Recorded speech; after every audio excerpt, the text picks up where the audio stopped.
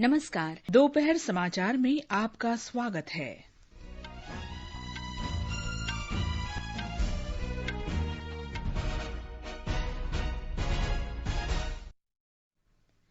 बंगाल की खाड़ी में बने सुपर साइक्लोन अम्पन के कल पश्चिम बंगाल और बांग्लादेश के तटों को पार करने की संभावना।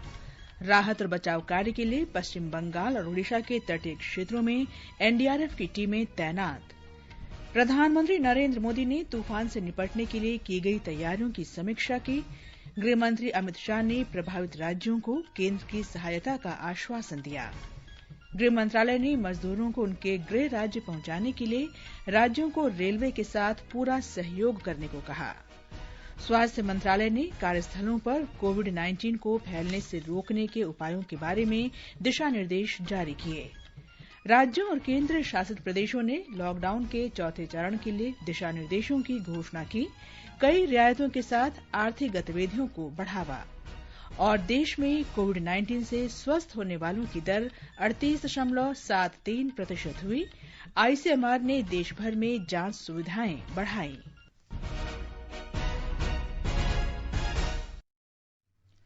दोपहर समाचार में मैं हूं कनकलता और मेरे साथ हैं मेरे सहयोगी निखिल कुमार। बंगाल की खाड़ी के पश्चिमी, मध्य और आसपास के पूर्वी मध्य क्षेत्र में सुपर साइक्लोन अम्पन पिछले 6 घंटे के दौरान 14 किलोमीटर प्रति घंटे की रफ्तार से उत्तर पूर्व की ओर बढ़ गया है। तूफान अब ओडिशा के दक्षिण में पारादीप में करीब 480 किलोमीटर दूर बंगाल की खाड़ी के पश्चिमी मध्य क्षेत्र में केंद्रित है। मौसम विभाग के अनुसार तूफान के कल बंगाल की खाड़ी और दीघा के निकट पश्चिम बंगाल, बांग्लादेश के तटों को पार करके उत्तर उत्तर पूर्व की ओर बढ़ने की पूरी संभावना है। इस दौरान 155 से 185 किलोमीटर प्रति घंटे की रफ्तार से आंधी चलने की आशंका है। तूफान के कारण आज तड़के ओडिशा के तटीय क्षेत्रों में वर्षा शुरू हो गई। वर्षा के धीरे धीरे और तेज होने का अनुमान है। कल दोपहर तक मूसलाधार बारिश होने की आशंका है। पश्चिम बंगाल के तटीय गांगेय जिलों में आज से अनेक स्थानों पर हल्की से सामान्य वर्षा की संभावना है। मौसम विभाग के अनुसार सुपर साइक्लोन अम्पन के कल दोपहर सुंदरबन के निकट पश्चिम बंगाल के दीघा और बांग्लादेश के हटिया द्वीप से टकराने की संभावना है। इस दौरान 155 से 185 किलोमीटर प्रति घंटे की रफ्तार से आंधी चलने की आशंका है। तूफान अब ओडिशा के दक्षिण में पारादीप में करीब 480 किलोमीटर दूर बंगाल की खाड़ी के पश्चिम मध्य क्षेत्र में केंद्रित है। राष्ट्रीय आपदा मोचन बल एनडीआरएफ के महानिदेशक एसएन प्रधान ने कहा है कि आमतौर पर सुपर चक्रवात की रफ्तार 250 किलोमीटर प्रति घंटे होती है। उन्होंने बताया कि सुपर चक्रवात कल सुबह या दोपहर तक पश्चिम बंगाल के दीघा और बांग्लादेश के हटिया द्वीप के बीच के इलाकों में पहुंचेगा। श्री प्रधान ने कहा कि ओडिशा में चक्रवात पूर्वोत्तर हिस्से के तटीय इलाकों में आएगा और राज्य के भद्रक और बालासोर में इसका सबसे अधिक असर होने की आशंका है। उन्होंने कहा कि इस तूफान की रफ्तार 195 से 200 किलोमीटर प्रति घंटे के बीच होगी। एनडीआरएफ के महानिदेशक ने यह भी बताया कि पश्चिम बंगाल में आपदा मोचन बल के 19 दल तैनात किए गए हैं और यहां 4 दलों को तैयार रखा गया है। ओडिशा में राष्ट्रीय मोचन बल की 13 दलों को तैनात किया गया, जबकि 17 दलों से तैयार रहने को कहा गया है। प्रधानमंत्री नरेंद्र मोदी ने निर्देश दिया है कि चक्रवात अम्पन के मार्ग में आने वाले क्षेत्र के लोगों को सुरक्षित निकालने के सभी आवश्यक उपाय किए जाएं और आवश्यक वस्तुओं की पर्याप्त मात्रा में आपूर्ति सुनिश्चित की जाए। श्री मोदी ने बंगाल की खाड़ी में उठे चक्रवात के लिए किए गए उपायों की कल उच्च स्तरीय बैठक में समीक्षा की। उन्होंने स्थिति का जायजा लिया और राष्ट्रीय आपदा मोचन बल की तैयारियों तथा लोगों को सुरक्षित निकालने की योजना की भी समीक्षा की। बाद में श्री मोदी ने ट्वीट में कहा कि वे सभी की सुरक्षा की कामना करते हैं और केंद्र सरकार से हर संभव मदद का भरोसा दिलाते हैं। बैठक के दौरान सभी संबंधित अधिकारियों को सलाह दी गई है कि चक्रवात के दौरान हुई क्षति से निपटने के लिए पर्याप्त तैयारी रखें। बिजली और दूरसंचार जैसी आवश्यक सेवाओं का रखरखाव तथा किसी प्रकार की बाधा आने की स्थिति में सेवाओं की तत्काल बहाली सुनिश्चित करने को भी कहा गया है। भारतीय तटरक्षक बल और नौसेना ने राहत और बचाव कार्यों के लिए जहाज और हेलीकॉप्टर तैनात किए हैं। इन राज्यों में सेना और वायुसेना की इकाइयों को तैयार रहने को कहा गया है। नई दिल्ली में हुई उच्च स्तरीय बैठक में अन्य वरिष्ठ अधिकारियों के अलावा गृह मंत्री अमित शाह, प्रधानमंत्री के प्रधान सलाहकार पीके सिन्हा और कैबिनेट सचिव राजीव गौबा शामिल हुए। गृह सचिव अजय भल्ला ने पश्चिम बंगाल और ओडिशा के मुख्य सचिवों से तूफान के बारे में बात की है। सेना, वायुसेना, नौसेना और तटरक्षक बलों को किसी भी आपात स्थिति से निपटने के लिए अलर्ट रहने और राज्य सरकारों को मदद पहुंचाने को कहा गया है। सुपर साइक्लोन अम्पन पिछले 6 घंटे के दौरान 14 किलोमीटर प्रति घंटे की गति से उत्तर पूर्व की ओर बढ़ गया है। यह आज सुबह 5:30 बजे दक्षिणी पारादीप से करीब 480 किलोमीटर दूर बंगाल की खाड़ी के पश्चिम मध्य में और पश्चिम बंगाल के दीघा से दक्षिण पश्चिम में 630 किलोमीटर दूर केंद्रित था। आंध्र प्रदेश में अमरावती में भारतीय मौसम विभाग के निदेशक एस स्टेला ने चक्रवात की जानकारी देते हुए कहा, It is very likely to move north-northeastwards across Northwest Bay of Bengal and across West Bengal and Bangladesh coast between Digha of West Bengal and Hatia Islands of Bangladesh during afternoon or evening of 20th May 2020 as very severe cyclone. Under the influence of the above system, light to moderate rains are likely over coastal Andhra Pradesh and Yanam and isolated heavy rains over north coastal Andhra Pradesh during the next 24 hours. हमारे संवाददाता ने बताया है कि तूफान से उत्पन्न किसी भी स्थिति से निपटने और इसके प्रभावी प्रबंधन के लिए ओडिशा सरकार हर संभव कदम उठा रही है। भयंकर चक्रवाती तूफान अम्पन के प्रभाव से ओडिशा के कुछ हिस्सों में सुबह से ही बारिश शुरू हो गई है। इसको ध्यान में रखते हुए ओडिशा सरकार ने 12 तटीय जिलों में अलर्ट जारी किया है। राज्य सरकार ने भद्रक, बालेश्वर, केंद्रापड़ा और जगत सिंहपुर जिलों के लिए 4 वरिष्ठ आईएएस और 4 आईपीएस अधिकारियों को जिम्मेदारी दी है। ये अधिकारी तूफान से मुकाबला और व्यवस्था संचालन में जिला प्रशासन का सहयोग करेंगे। इसके अलावा सरकार ने कच्चे मकानों से लोगों को निकटतम चक्रवात आश्रय स्थलों में पहुंचाने की प्रक्रिया भी शुरू कर दी है। प्रभावित होने वाले जिलों में एनडीआरएफ, ओडीआरएफ और अग्निशमन विभाग को तैनात किया गया है। चक्रवात आश्रय स्थलों में स्थानांतरित होने के दौरान सरकार ने लोगों को महत्वपूर्ण दस्तावेज साथ ले जाने की सलाह दी है। इसके अलावा इस दौरान मछुआरों को समुद्र में न जाने की हिदायत दी गई है। इतिश्री सिंह राठौर, आकाशवाणी समाचार, कटक। गृह मंत्री अमित शाह ने चक्रवात अम्पन के मद्देनजर आज पश्चिम बंगाल और ओडिशा के मुख्यमंत्रियों से बात की। उन्होंने तूफान से निपटने की तैयारियों की समीक्षा की। गृहमंत्री ने केंद्र सरकार द्वारा स्थिति से निपटने के लिए दोनों प्रभावित राज्यों को हर संभव सहायता का आश्वासन दिया। केंद्रीय गृह सचिव ने मजदूरों को उनके गृह राज्यों में पहुंचाने में सहायता के लिए राज्यों से पूरा सहयोग करने को कहा है। सभी राज्यों और केंद्र शासित प्रदेशों के मुख्य सचिवों को लिखे पत्र में गृह सचिव अजय भल्ला ने देश में प्रवासी मजदूरों के संकट को कम करने के उपाय सुझाए हैं। उन्होंने कहा कि राज्यों को अपने घर लौट रहे मजदूरों के लिए विश्राम स्थलों पर स्वच्छता, भोजन और स्वास्थ्य के प्रबंध करने चाहिए। श्री भल्ला ने इस बात पर भी बल दिया कि जिला प्राधिकरणों को विश्राम स्थलों, नजदीकी बस टर्मिनल या रेलवे स्टेशन के बारे में मजदूरों का मार्गदर्शन करना चाहिए और वहां तक पहुंचने के लिए परिवहन की व्यवस्था करनी चाहिए। उन्होंने राज्यों से आवास का पता और मोबाइल नंबर के साथ मजदूरों की सूची तैयार करने को भी कहा। इस सूची का इस्तेमाल बाद में मजदूरों से संपर्क के लिए किया जा सकता है। श्री भल्ला ने निर्धारित विश्राम स्थलों तक पहुंचने में सहायता के लिए गैर सरकारी संगठनों से आगे आने का आग्रह किया। गृह सचिव ने कहा कि विश्राम स्थलों पर क्वारंटीन की लंबी प्रक्रिया को कम करने के उपाय करने चाहिए ताकि मजदूरों को इन जगहों पर ठहरने के लिए प्रोत्साहित किया जा सके। उन्होंने कहा कि रेलगाड़ियों और बसों के प्रस्थान संबंधी स्पष्ट जानकारी दी जानी चाहिए ताकि मजदूरों में किसी भी तरह का असंतोष उत्पन्न न हो। श्री भल्ला ने कहा कि मजदूरों में शामिल महिलाओं, बच्चों और बुजुर्गों की विशेष जरूरतों को पूरी करने पर अत्यधिक ध्यान दिया जाना चाहिए। गृह मंत्रालय ने फंसे मजदूरों के रेलगाड़ियों से आवागमन के लिए संशोधित मानक ऑपरेटिंग प्रक्रिया जारी की है। इसके तहत रेल मंत्रालय गृह मंत्रालय के साथ सलाह मशवरा कर श्रमिक विशेष ट्रेनें चलाने की अनुमति देगा। हमारे संवाददाता ने बताया है कि सभी राज्यों और केंद्र शासित प्रदेशों को नोडल अधिकारियों की नियुक्ति करनी चाहिए और फंसे मजदूरों को भेजने तथा उनके आगमन के लिए आवश्यक प्रबंध करने चाहिए। राज्यों और केंद्र शासित प्रदेशों की आवश्यकता के आधार पर रेल मंत्रालय यह तय करेगी कि रेलगाड़ी कितने बजे खुलेगी और कहां रुकेगी। इसके बाद रेलवे संबंधित राज्यों को जानकारी देगी ताकि राज्य सरकारें इन यात्रियों को उनके घर पहुंचाने के लिए उपयुक्त इंतजाम कर सके। रेलगाड़ी में चढ़ने से पहले हर यात्री की जांच की जाएगी और जिनमें कोरोना के लक्षण नहीं होंगे उन्हें ही यात्रा करने की अनुमति होगी। यात्रा के दौरान और स्टेशन पर रहने के दौरान लोगों को सामाजिक दूरी का पालन करना होगा। इसके अलावा अपनी मंजिल पर पहुंचने के बाद सभी यात्रियों को उस राज्य की दिशा निर्देश का पालन करना होगा। दीपेंद्र कुमार, आकाशवाणी समाचार।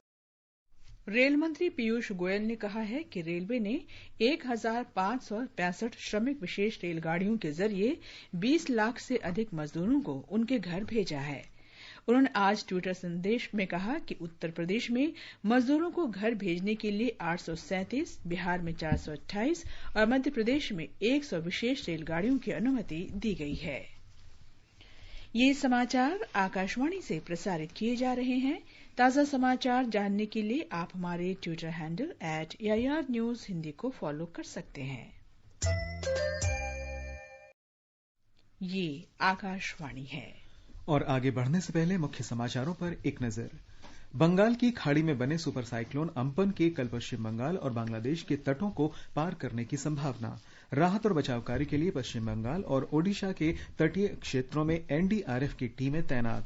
प्रधानमंत्री नरेंद्र मोदी ने तूफान से निपटने के लिए की गई तैयारियों की समीक्षा की। गृहमंत्री अमित शाह ने प्रभावित राज्यों को केंद्र की सहायता का आश्वासन दिया। गृह मंत्रालय ने मजदूरों को उनके गृह राज्य पहुंचाने के लिए राज्यों को रेलवे के साथ पूरा सहयोग करने को कहा। स्वास्थ्य मंत्रालय ने कार्यस्थलों पर कोविड-19 को फैलने से रोकने के उपायों के बारे में दिशा निर्देश जारी किए। राज्यों और केंद्र शासित प्रदेशों ने लॉकडाउन के चौथे चरण के लिए दिशा निर्देशों की घोषणा की। कई रियायतों के साथ आर्थिक गतिविधियों को बढ़ावा दिया और देश में कोविड-19 से स्वस्थ होने वालों की दर 38.73% हुई। आईसीएमआर ने देश भर में जांच सुविधाएं बढ़ाई। स्वास्थ्य मंत्रालय ने कार्यस्थलों पर कोविड-19 को फैलने से रोकने के उपायों के बारे में दिशा निर्देश जारी किए हैं। फ्लू जैसी बीमारी से पीड़ित कर्मचारी को कार्यालय नहीं जाना चाहिए और स्थानीय स्वास्थ्य प्राधिकरणों से चिकित्सा सलाह लेनी चाहिए। यदि किसी व्यक्ति में कोविड-19 संक्रमण की पुष्टि होती है या इसका संदेह होता है तो उसे तुरंत कार्यालय को सूचित करना चाहिए। यदि कोई कर्मचारी अपने निवास क्षेत्र के कंटेनमेंट जोन के आधार पर घर पर ही क्वारंटीन होने का अनुरोध करता है तो उसे घर से काम करने की अनुमति दी जानी चाहिए। एक ही कमरे या कार्यालय में साथ नजदीक बैठने वाले किसी एक व्यक्ति या कुछ व्यक्तियों में कोविड-19 के लक्षण पाए जाते हैं तो बीमार व्यक्ति को कार्यस्थल पर आइसोलेट कर दिया जाना चाहिए। इस बारे में संबंधित केंद्रीय या राज्य स्वास्थ्य प्राधिकरणों को जानकारी दी जानी चाहिए और तुरंत हेल्पलाइन 1075 पर सूचित करना चाहिए। नामजद सार्वजनिक स्वास्थ्य प्राधिकरण जोखिम आकलन करेगा और रोगी के इलाज, उसके संपर्कों का पता लगाने और संक्रमण रहित करने के बारे में सुझाव देगा। सरकार ने कहा है कि लॉकडाउन के चौथे चरण के दौरान भी बायोमेट्रिक उपस्थिति स्थगित रहेगी। कार्मिक, जन शिकायत और पेंशन मंत्रालय ने कोविड-19 को फैलने से रोकने के लिए सरकारी कार्यालयों में उपस्थिति के नियमन के बारे में दिशा निर्देश जारी किए हैं। इनमें कहा गया है कि उप सचिव और उससे अधिक स्तर के सभी अधिकारी सभी कार्य दिवसों में कार्यालय में उपस्थित रहेंगे। देश में कोविड-19 से 39,174 लोग स्वस्थ हो गए हैं। स्वास्थ्य तथा परिवार कल्याण मंत्रालय ने बताया है कि स्वस्थ होने वालों की दर 38.73% हो गई है। पिछले 24 घंटों के दौरान 2,350 लोग ठीक हुए हैं और 4,970 नए मामले आने के बाद कुल संक्रमित लोगों की संख्या 1,01,139 हो गई है। इस वायरस से पिछले 24 घंटों में 134 लोगों की मौत हुई है। इसके साथ ही कुल मृतकों की संख्या 3,163 हो गई है। दिल्ली में पिछले 24 घंटों में कोविड-19 के 500 नए मामले आने से अब तक इस वायरस से संक्रमित लोगों की संख्या 10,554 हो गई है। दिल्ली सरकार ने 4,750 लोगों के स्वस्थ होने की पुष्टि की है। ठीक होने वाले लोगों की दर 45% हो गई है। अब तक राजधानी में 166 लोगों की कोरोना वायरस से मौत हुई है। मध्य प्रदेश में कोविड-19 से संक्रमित लोगों की संख्या 5,236 है। इस वायरस से 252 लोगों की मौत हुई है। हमारे संवाददाता ने बताया है कि इस वायरस से 2,435 लोग स्वस्थ हुए हैं। वर्तमान में राज्य में 17.2 दिनों में संक्रमित लोगों की संख्या दोगुनी हो रही है। अधिकारियों को उम्मीद है कि दोगुना होने की दर जल्दी ही बढ़कर 20 दिनों तक हो जाएगी। वहीं दूसरी ओर ठीक होने वाले मरीजों की दर 1 मई को 19.03% थी, जो 18 मई को बढ़कर 46% से अधिक हो गई है। प्रदेश में बेहतर होते हालातों पर मुख्यमंत्री शिवराज सिंह चौहान का कहना है कि हम मध्य प्रदेश में कोरोना संक्रमण को नियंत्रित करने में काफी हद तक सफल रहे हैं। इस बीच 2565 मामलों के साथ इंदौर अभी भी राज्य में कुल कोविड-19 मामलों में शीर्ष पर है। प्रदेश के लगभग आधे संक्रमित इंदौर में ही हैं। इंदौर में अब तक इस बीमारी से 103 लोगों की मृत्यु भी हो चुकी है। वहीं राजधानी भोपाल में कोरोना संक्रमित लोगों की संख्या 1030 है, जबकि उज्जैन में 343, जबलपुर में 182, खंडवा में 165 और बुरहानपुर में अब तक 152 मामले सामने आए हैं। संजीव शर्मा, आकाशवाणी समाचार, भोपाल। झारखंड में गुमला, लातेहार, पश्चिमी सिंहभूम और लोहरदग्गा जिलों में कोविड-19 से संक्रमित नए मामलों का पता लगने के बाद संक्रमितों की संख्या 231 हो गई है। राज्य के 24 में से 19 जिले इस वायरस से प्रभावित हैं। प्रवासी कामगारों के वापस लौटने के कारण ग्रीन जोन इलाकों में भी संक्रमण फैल गया है। धीरे धीरे लोग स्वस्थ हो रहे हैं। असम में कोविड-19 के 20 नए मामले सामने आए हैं। स्वास्थ्य मंत्री हेमंत बिस्व शर्मा ने बताया कि संक्रमितों की संख्या 88 हो गई है, जबकि 4 लोगों की इस वायरस से मृत्यु हुई है। आज संक्रमित पाए गए सभी लोगों को क्वारंटीन सेंटर में भेजा जा चुका है। त्रिपुरा में 2 दिन के अंतराल के बाद कल सीमा सुरक्षा बल बीएसएफ के 2 कर्मियों में कोविड-19 के संक्रमण की पुष्टि हुई। धलाई जिले के अंबासा में सीमा सुरक्षा बल की 86वीं बटालियन के 2 और कर्मियों को संक्रमित पाया गया। इसके साथ ही राज्य में कोविड-19 रोगियों की संख्या 167 हो गई है। इनमें से 88 रोगी ठीक हो चुके हैं। राजस्थान में कोविड-19 से संक्रमित 122 नए मामले सामने आने के बाद कुल संक्रमित लोगों की संख्या 5629 हो गई है। वायरस से 139 लोगों की मृत्यु हो चुकी है। हमारे संवाददाता ने खबर दी है कि लॉकडाउन 4 के अंतर्गत दी गई कुछ छूट के बाद सभी तरह की दुकानें और बाजार खुल गए हैं।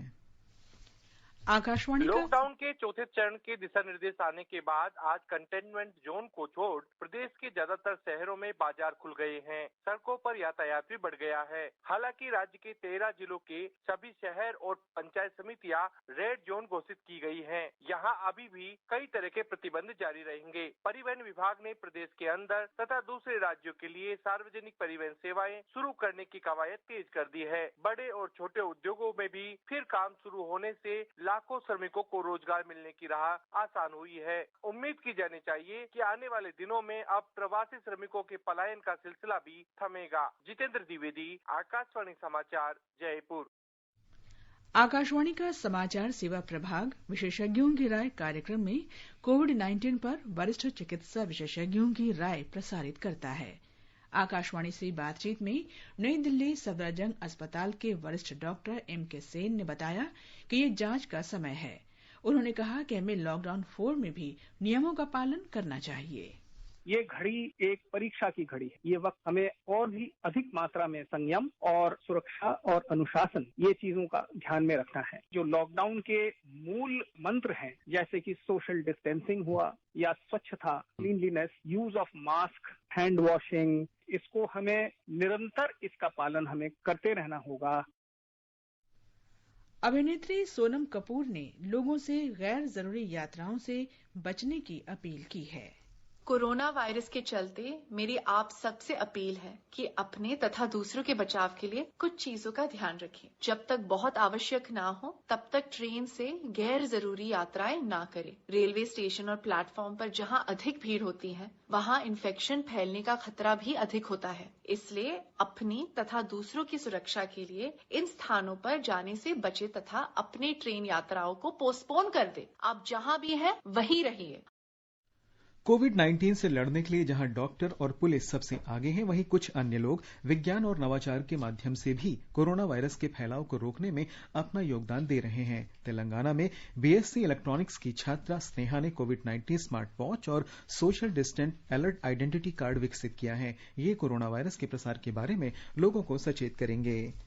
छत्तीसगढ़ में आंगनवाड़ी कार्यकर्ता और सहायक घर घर जाकर लोगों से स्वास्थ्य संबंधी जानकारी एकत्र करेंगे। राज्य सरकार ने प्रवासी मजदूरों के गृह राज्य लौटने के बाद कोविड-19 के मरीजों की संख्या बढ़ने के कारण ये कार्रवाई शुरू की है। आंगनवाड़ी कार्यकर्ताओं द्वारा जानकारी जुटाने के बाद स्वास्थ्य विभाग संदिग्ध रोगियों की जांच कराएगा। आंगनवाड़ी कार्यकर्ताओं ने लॉकडाउन के दौरान लाभार्थियों को सुपोषण अभियान के तहत सूखा राशन और तैयार भोजन का वितरण कर महत्वपूर्ण भूमिका निभाई है। ये समाचार हमारी वेबसाइट newsonair.com और हमारे मोबाइल ऐप newsonair/हिंदी पर भी उपलब्ध हैं। दोपहर समाचार में आपका फिर स्वागत है। राष्ट्रव्यापी लॉकडाउन का कुछ और रियायतों के साथ चौथा चरण कल से शुरू हो गया है। 25 मार्च से लागू लॉकडाउन से देश में कोविड-19 का फैलाव रोकने में काफी मदद मिली है। चौथे चरण में पिछले चरणों के मुकाबले कई और रियायतें दी गई हैं।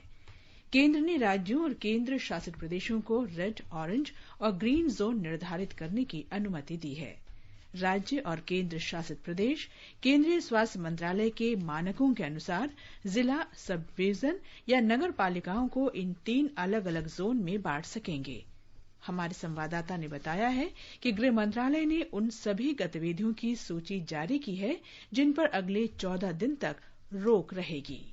चिकित्सा या सुरक्षा सेवाओं को छोड़कर सभी घरेलू और अंतर्राष्ट्रीय हवाई यात्राएं लॉकडाउन के चौथे चरण में भी बंद रहेंगी। हालांकि गृह मंत्रालय द्वारा स्वीकृत उड़ान संचालन जैसे कि वंदे भारत मिशन परस्पर रूप से संचालित किए जा सकेंगे। श्रमिक स्पेशल, अन्य विशेष ट्रेन, पार्सल और मालगाड़ियों को छोड़कर रेलवे की अन्य यात्री सेवाएं भी अभी स्थगित रहेंगी। मेट्रो ट्रेनों के परिचालन को भी लॉकडाउन के चौथे चरण में शुरू नहीं किया गया है। स्कूल, कॉलेज, शैक्षणिक प्रशिक्षण और कोचिंग संस्थान भी देश भर में बंद रहेंगे। लोगों को रेस्टोरेंट, होटल या किसी भी अन्य आतिथ्य सेवा के लिए बाहर जाने से पहले अगले 14 दिनों तक कम से कम और इंतजार करना होगा, क्योंकि ये सेवाएं भी लॉकडाउन के चौथे चरण में बंद रखी गई हैं। आवश्यक सेवाओं के अलावा रात्रि कर्फ्यू शाम 7 बजे से सुबह 7 बजे तक सभी के लिए 31 मई तक लागू रहेंगे। आनंद चतुर्वेदी, आकाशवाणी समाचार, दिल्ली।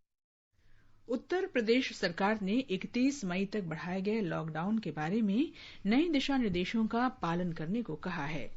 मुख्य सचिव आर.के. तिवारी द्वारा जारी किए गए नए दिशा निर्देश के तहत रेड और कंटेनमेंट जोन के अतिरिक्त सभी कारखानों, औद्योगिक गतिविधियों और दुकानों को खोलने की अनुमति दी गई है।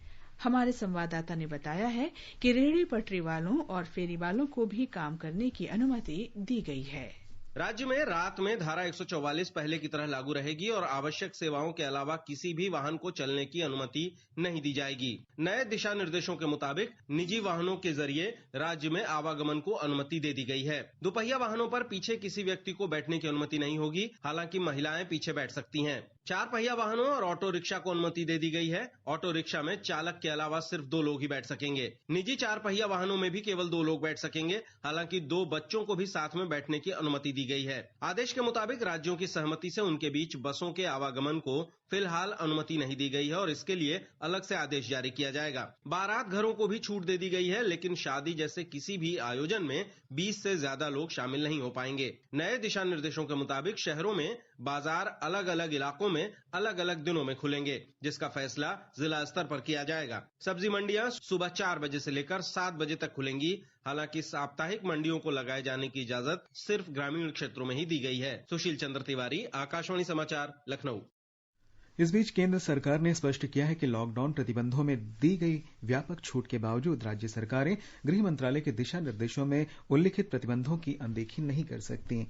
अब से सार्वजनिक स्थल पर थूकना जुर्माने के साथ दंडनीय अपराध होगा। केंद्र सरकार के सभी विभागों को जारी कार्मिक मंत्रालय के आदेश में कहा गया है कि उनके विभाग के अध्यक्ष इस संबंध में सभी निर्देशों का कड़ाई से पालन सुनिश्चित करेंगे। इस आदेश के तहत सभी सार्वजनिक जगहों और कार्यस्थलों पर मास्क लगाना अनिवार्य कर दिया गया है। कार्यस्थलों के लिए अतिरिक्त निर्देशों में मंत्रालय ने कहा कि जहां तक संभव हो घर से काम करने की आदत अपनानी चाहिए। कार्यस्थलों के सभी प्रभारी अधिकारी कामगारों के बीच पर्याप्त दूरी, 2 शिफ्ट के बीच पर्याप्त समय अंतराल और कर्मचारियों के लिए अलग अलग भोजनावकाश के जरिए सुरक्षित दूरी सुनिश्चित करेंगे।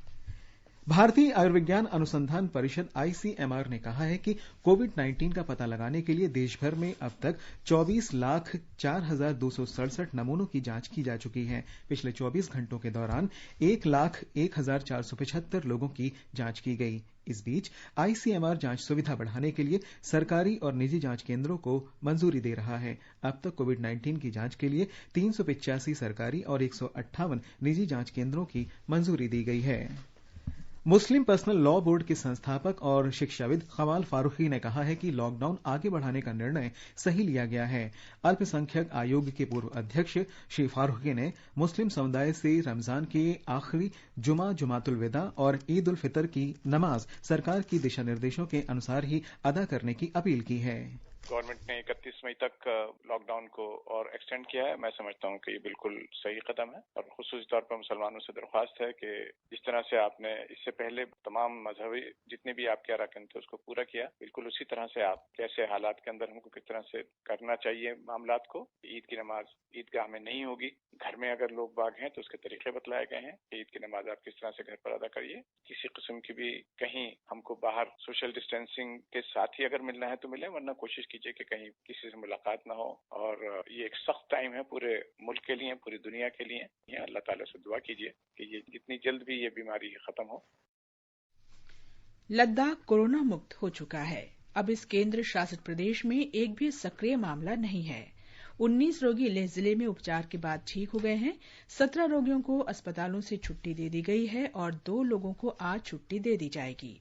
लद्दाख में अब तक कोरोना वायरस के 43 मामले दर्ज किए गए थे।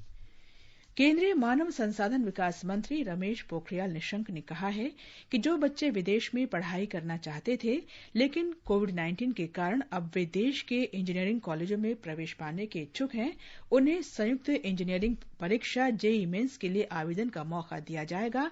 इसके लिए आज से एप्लीकेशन विंडो खोल दी गई है। आकाशवाणी का समाचार सेवा प्रभाग अपने फोन इन कार्यक्रम संवाद में रेलवे पर आज विशेष कार्यक्रम प्रसारित करेगा। श्रोता स्टूडियो में फोन कर विशेषज्ञ से सवाल पूछ सकते हैं। हमारा नंबर है 0112331444। हमारा टोल फ्री नंबर है 1800115767। ये कार्यक्रम आज शाम 7:10 से FM गोल्ड और अतिरिक्त चैनल पर सुना जा सकता है। ये कार्यक्रम हमारी वेबसाइट newsonair.com और हमारे mobile app news on AIR से भी आप सुन सकते हैं। और अब एक नजर आज के मौसम पर। राजधानी दिल्ली में आंशिक रूप से बादल छाए रहने की संभावना है। न्यूनतम तापमान 23 डिग्री सेल्सियस और अधिकतम तापमान 42 डिग्री सेल्सियस के आसपास रहेगा। मुंबई में भी आंशिक रूप से बादल छाए रहेंगे। तापमान 28 और 34 डिग्री सेल्सियस के बीच रहने का अनुमान है। उधर चेन्नई में आमतौर पर बादल छाए रहेंगे, कहीं कहीं हल्की बौछार भी हो सकती है। तापमान 26 से 39 डिग्री सेल्सियस के बीच रहेगा। कोलकाता में आंशिक रूप से बादल छाए रहेंगे, यहां तापमान 27 डिग्री से 37 डिग्री के बीच बना रहेगा। उत्तर में जम्मू कश्मीर में मौसम के पूर्वानुमान पर नजर डालें तो जम्मू में न्यूनतम तापमान 22 डिग्री सेल्सियस और अधिकतम 37 डिग्री रहेगा। दोपहर के बाद या रात को आंशिक रूप से बादल छाए रहेंगे। श्रीनगर में न्यूनतम तापमान 8 डिग्री और अधिकतम 21 डिग्री सेल्सियस के बीच रहेगा। क्षेत्र में आसमान साफ रहेगा। दोपहर या शाम को आंशिक रूप से बादल छाए रहने की संभावना है। गिलगित में आंशिक रूप से बादल छाए रहेंगे और कहीं कहीं बारिश और आंधी आ सकती है। तापमान 13 से 24 डिग्री सेल्सियस के बीच रहेगा। मुजफ्फराबाद में आंशिक रूप से बादल छाए रहेंगे, यहां तापमान 15 डिग्री सेल्सियस और 31 डिग्री सेल्सियस तक बने रहने का अनुमान है। राष्ट्रपति रामनाथ कोविंद ने पूर्व राष्ट्रपति नीलम संजीवा रेड्डी को आज उनकी जयंती पर श्रद्धांजलि अर्पित की। उन्होंने राष्ट्रपति भवन में श्री रेड्डी के चित्र पर माल्यार्पण किया।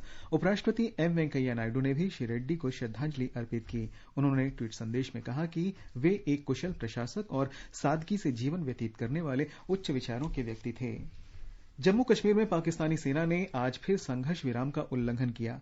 रक्षा मंत्रालय के जनसंपर्क अधिकारी ने बताया कि राजौरी जिले के सुंदरबनी सेक्टर में नियंत्रण रेखा के पास आज सुबह लगभग 7:30 बजे पाकिस्तानी सेना ने भारी मोर्टार दागे और छोटे हथियारों से गोलीबारी की। भारत की ओर से इसका करारा जवाब दिया गया। जानमाल के नुकसान की कोई खबर नहीं है। अंत में मुख्य समाचार एक बार फिर।